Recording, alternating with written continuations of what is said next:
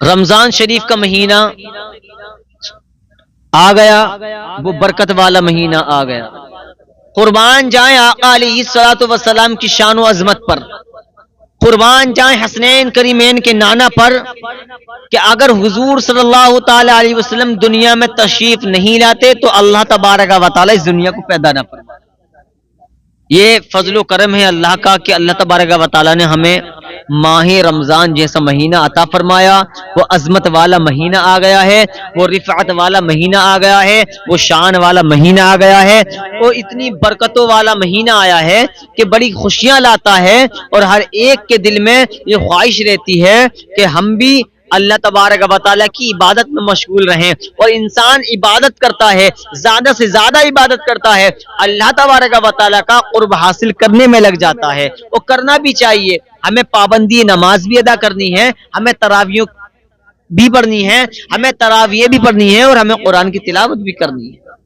قرآن کی عظمت اور اس مہینے کی برکت اور اس مہینے کی فضیلت دیکھیں۔ جو بندہ مومن ایک حرف پڑھتا ہے قرآن کا، اس مہینے میں اللہ تبارک و تعالی اس کو 70 نیکیاں عطا فرماتا ہے۔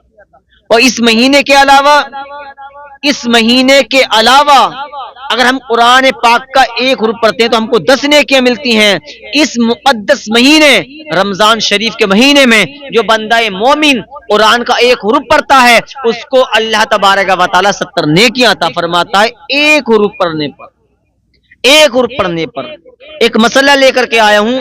ہمارے معاشرے کے اندر کچھ لوگ گرفتار ہیں، روزے کی حالت میں الٹی آ گئی تو روزہ ٹوٹ گیا، روزہ ٹوٹ جاتا ہے، کچھ لوگوں کا کہنا ہے۔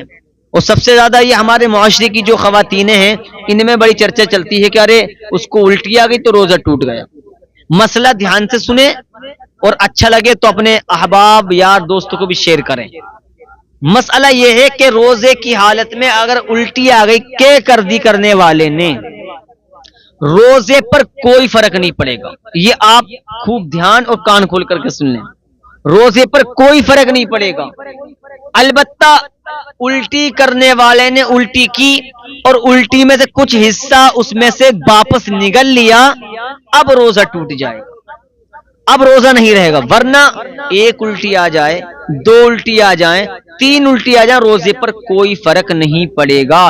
روزہ تبھی ٹوٹے گا کہ الٹی کرنے والے نے الٹی کی تھی لیکن اس میں سے کچھ حصہ پھر واپس نگل لیا، حلق سے نیچے اتر گیا، اب روزہ ٹوٹ گیا۔